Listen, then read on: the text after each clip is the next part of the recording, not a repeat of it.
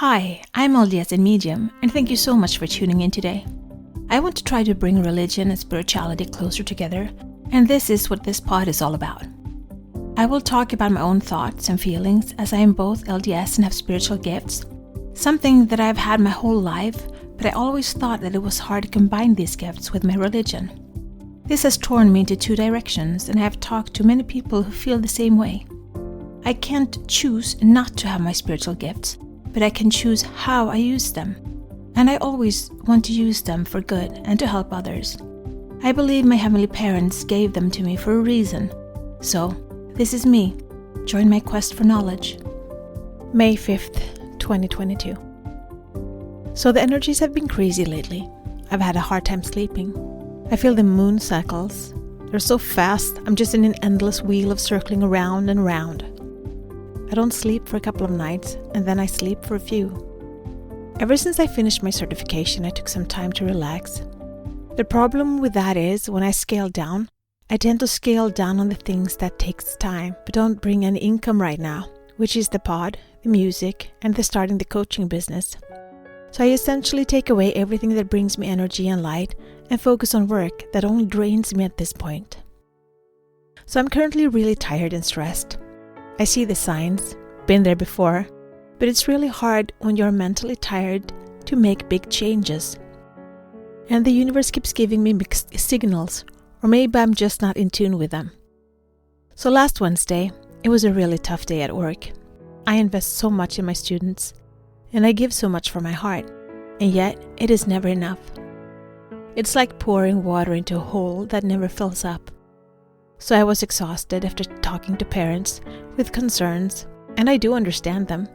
But me and my colleague, we work ourselves to a slump every day for these children that we have come to love and care about. But we are two people with 24 students, and there is so much need, so it's an impossible situation. And walking home, I called my long-term friend. I just broke down in tears, feeling so not enough. We talked for a bit, and I calmed down and went in, and my son needed help reviewing his graduation paper. And I sat by the computer, tears streaming down my face, trying to read and correct. And he just looked at me saying, "Mom, do you need a hug?" And I just couldn't answer. I just coughed out, "Later, maybe later." I sat there and finally I just said, "I can't do anymore, I need to go to bed." And so I did. I went to bed feeling utterly defeated and lost. I actually slept rather good that night, and woke up feeling a lot better. I'm really a morning person. I love getting out of bed and having breakfast in a total quiet house in the mornings. I got ready for work and went to the school. I was having a pretty good day, and in the afternoon I was standing outside in the playground, and some kids started talking about a rainbow. So I looked up, and I saw the halo phenomenon for the first time in my life. The sky was bright blue, and the sun behind a pine tree, and all around this halo of light. In that moment, all my sadness just melted away, and I stood there in awe, and I felt peace. And I felt that this was for me, a sign that I'm not alone. I'm not forgotten, and I have a whole invisible world out there rooting for me. I sent a picture to my sister and said, "What do you think?" And she goes, "Hello, the angels are watching over you." Why do I end up here? Because I know what I'm supposed to do, but I don't do it. I let fear and worry about economy, home, and the kids stand in my way instead of trusting the Lord. I know He has a plan for me. I know He has a plan for every one of us. We're all pieces in this gigantic puzzle. We all have our unique part. We all add structure, color, and beauty to it. But it's so hard sometimes to stand strong. And that leads me to my next thought. Finally, after more than 2.5 years, I went on a date. My first date since being single. Yes, I swiped on Tinder. Just because he left such a funny swipe message, I couldn't resist doing it. So the Friday before last, I went into the city for a date. I had an amazing time. I got to taste Korean food. You know me and my love for K-drama and K-pop. So to try the food was amazing. And my company was funny, smart, and just such a really nice guy. We started talking to the couple in the table next to us, and it almost felt like a double date. I had been so nervous because it's so much out of my comfort zone. Would he like me? be interested in me? So many questions going around. After dinner, we kept going and went for dessert at another place and kept talking. He asked me what I'm looking for, and I told him why I don't drink, I'm religious, what it means to me. And then he says, "Are you really ready? Do you have space in your life for someone new?" Good point, I told him. There is a reason that this is my first date in 2.5 years. I'm not stupid. I know how my situation look. So we said goodbye and I went home. I've been feeling so lonely and wanting someone so bad in my life. Getting out there on a date, meeting someone really nice, made me actually feeling more than okay being single. Because even though he thought my expectations were too high, I know my worth and what I want. And honestly, if I can't have it all, I'm totally okay being by myself. Well, my bathtub water got flooding the floor and I needed to fix it. Those are the moments I desperately need someone. But you know what? I made it. I fixed it in my way, and afterwards I felt really strong and good. I've grown so much these past years. I have challenged myself in so many ways, regarding the car and fixing problems around the house. I can do it. Doesn't mean I want to do everything by myself, but having compromised myself and my boundaries and my dreams for a lifetime, I can honestly say that I would be okay being single until I find my person. It's okay. The fun part is that it goes from my past resurfaced too, and that brought a lot of memories. Someone I used to know 25 years ago reached out of the blue. So we've been reconnecting slowly. But the more I talk, the clearer it becomes what it is that I truly want. That was the last update on my status. It's like I'm a butterfly and I want a butterfly. I don't want a bee or a wasp or a hornet. I want a butterfly. I'm done compromising. I want all or nothing, and I'm fine with that. And yes, I have 3 children living at home with me. They are mine and I love them. So it's fine if this takes time. But with that said, I have this inner feeling that the time is short.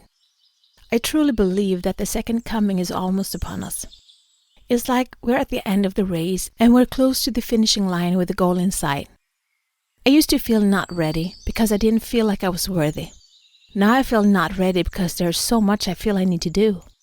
I want to shine a little more brightly, have come a little further, reached a few more. I'm really glad the pod is growing and more people listen. But I just wish I knew who you are. But one thing I've learned is that we're all connected in this field of information all around us. And I need to get going with the things I'm supposed to do and invest energy into the things that give me energy back. It's really hard for me to hold back and not go all in, but I need to learn to take a step back and prioritize myself. I need to use the gifts I was given, or they will be taken away, and that is not an option for me. So today I'm going to take you on a meditation to find your inner land of plenty, the place where you can create everything you love in your life. I need to stop by there a little more often to refocus and gain strength. So join me. Be the light. Share the light, spread the light, shine. This is my journey. Thank you so much for keeping me company today. Please download, like, share and subscribe and help spread the light and spread the word to expand our community. Let's bring more love, peace and unity to this world. Take care of yourself and your loved ones. Always be grateful, kind and loving. Be brave and remember to step out of your comfort zone and smile. If you support us on Patreon, you will get access to our meditations and extra materials so you can download them as MP3. Also, we now have a Facebook group, which you can access from our Facebook community. Please answer the questions as you apply to participate. It will be a safe haven where we can keep discussing religion and spirituality, our spiritual gifts and self-development. Remember, one person can make a difference, but together we can change the world.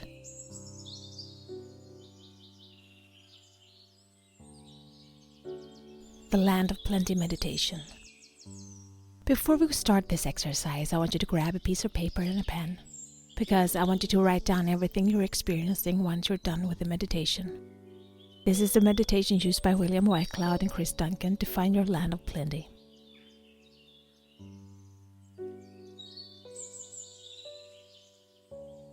Close your eyes. Take a few deep breaths. Ground yourself and center yourself. Bring yourself into presence. Just notice where you are, in your feelings, in your thoughts, in your body. Where are you right now? Acknowledge the objective of this meditation, which is to take you to your land of plenty, where you can formulate a sense of what you would love in life, to make choices of what you would love to create. Just let go of the needing to know and focus on the outcome. Now just imagine that you're blue mist. Imagine what it would feel like if you were blue mist. Build a whole sensory perception around that. What would it feel like? What would you look like? What does the environment look like where you are? You're blue mist. Massive swirling mass of blue particles moving around. You are that. Imagine it.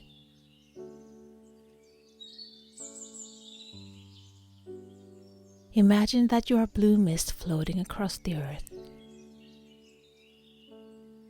Gently, happily, safely, comfortably drifting over the earth.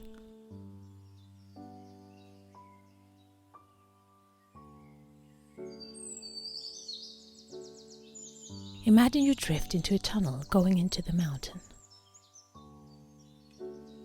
It's a really safe, nice tunnel. High, wide, dry, a well-lit solid tunnel going straight into the mountain.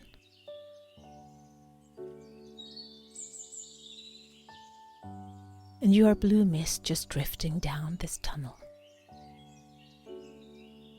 going deeper and deeper into the mountain.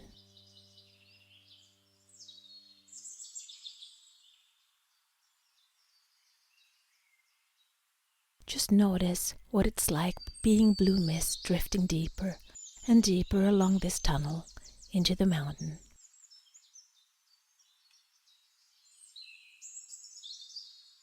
This tunnel is leading deep into the heart of this gigantic mountain. Really allow yourself to imagine this powerfully. Visually, what does it look like? The sense of it, sound of it, the feel of it. Do you feel a taste? Just feel everything. Use all your senses.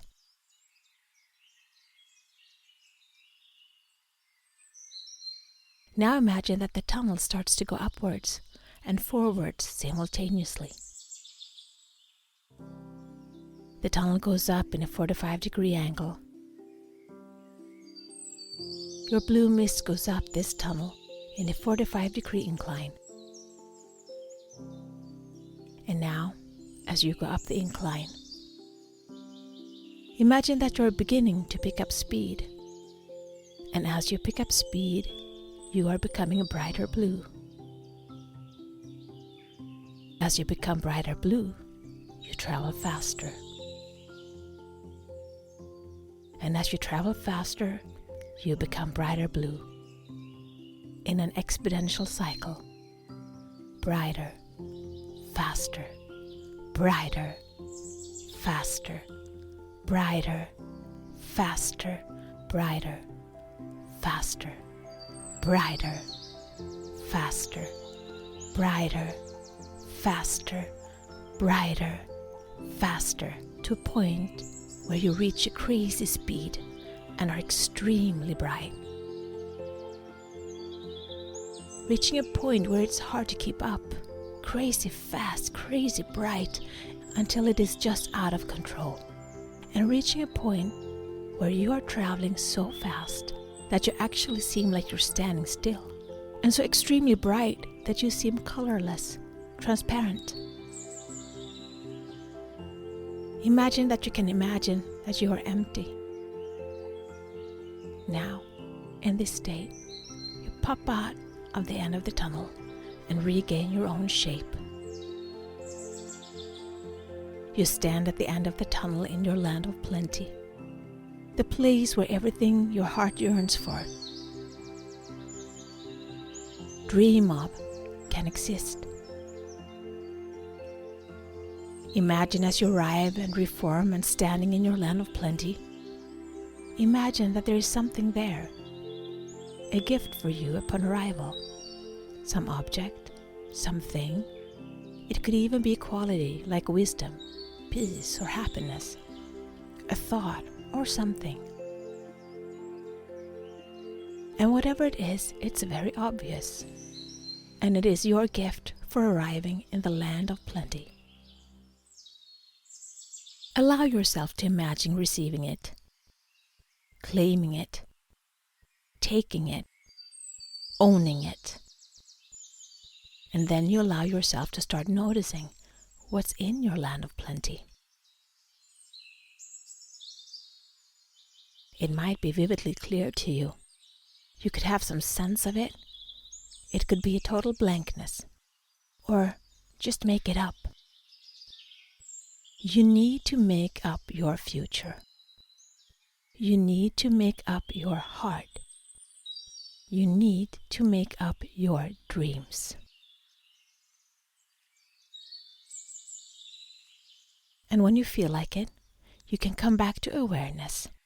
Take up a paper and a pen and start writing. Make a thorough inventory of what is in your land of plenty. Don't stop writing.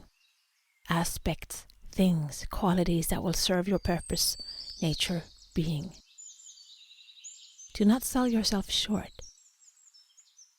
Use this opportunity to own the full potential of what you can be, do, or create. Start writing.